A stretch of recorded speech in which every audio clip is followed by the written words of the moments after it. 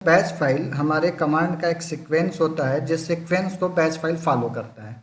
किसी भी batch file को बनाने के लिए उसका एक्सटेंशन नेम .bat होता है। यानी जब भी आप किसी बैच फाइल को बनाते हैं तो बैच फाइल बनाते समय .bat देना ज़रूरी होता है। आप फाइल का नाम जो भी दें, फाइल के नाम के आगे .bat आपको जोड़ना होता है। आइए इसे सीखते हैं बैच फाइल हम कैसे बनाते हैं।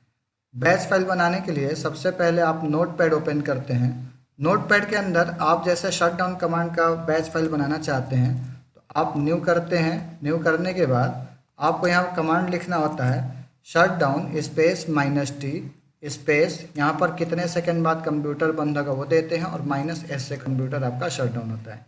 यानी शटडाउन एक कमांड है जिसके थ्रू कंप्यूटर को बंद किया जाता है। तो आपको लिखना होता है शटडाउन। -t टाइम के लिए होता है कि कितने देर बाद कंप्यूटर बंद होगा, तो टाइम आप सेट करते हैं। हमने 600 सेकंड सेट किया, यानी 600 सेकंड बाद कंप्यूटर बंद होगा। -s लगाते हैं, कंप्यूटर आपका शटडाउन होगा। इसके बाद कमांड लिखने के बाद फाइल में जाकर आप इसे सेव करते हैं। सेव करने के बाद फाइल का नाम आप देते हैं। सपोज़ अगर आपको सेव करना है शटडाउन नाम से, तो शटडाउन कंप्यूटर नाम से फाइल हम सेव करते हैं। तो आपने लिखा शटडाउन कंप्यूटर और .bat लिखना ज़रूरी है, क्योंकि bat लिखने से हमारा फाइल बैच फाइल बन जाता है जिससे फाइल आपका एग्जीक्यूट होता है। तो ये हमने दिया और देने के बाद सेव करते हैं।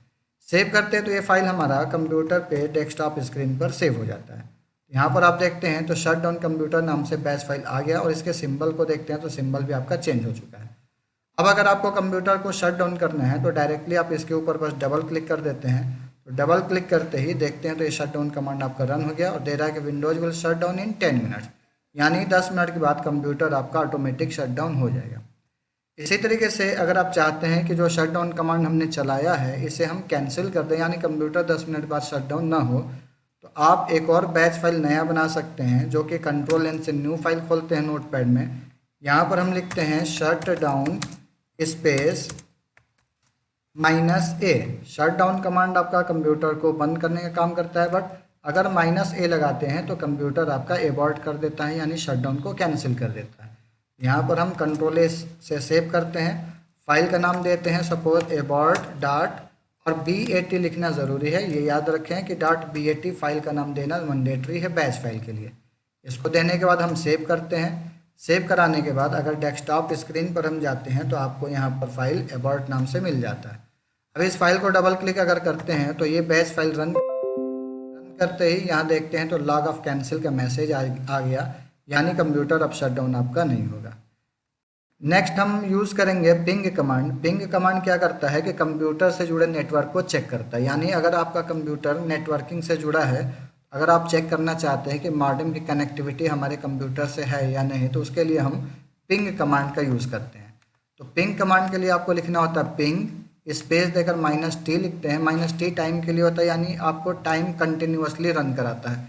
इसका यहाँ पर IP एड्रेस देते हैं मॉडेम का या कंप्यूटर का। तो मॉडेम की IP होती है 192.168.1.1, यानी 192.168.1.1 लिखते हैं। इससे पहले आप CD/ लगा लेते हैं, क्योंकि अगर आपका कर्सर D ड्राइव या C ड्राइव में होता है तो ये कंप्यूटर बैक लाता है, यानी किसी फोल्डर के अंदर अगर आपका कर्सर है तो ये C ड्राइव के अंदर लाने का काम करता है। तो आप सबसे पहले CD/ लिखते हैं। इसके बाद कमांड चलाते हैं पिंग स्पेस -t, आपको कंटिन्यूअस रन कराने के लिए होता है। और उसके बाद IP एड्रेस आप देते हैं मॉडेम का। देने के बाद फाइल को आप सेव करा लेते हैं।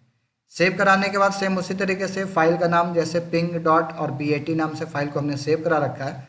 अब इसका डेस्कटॉप पर देखते हैं तो ये फाइल आपकी आ गई।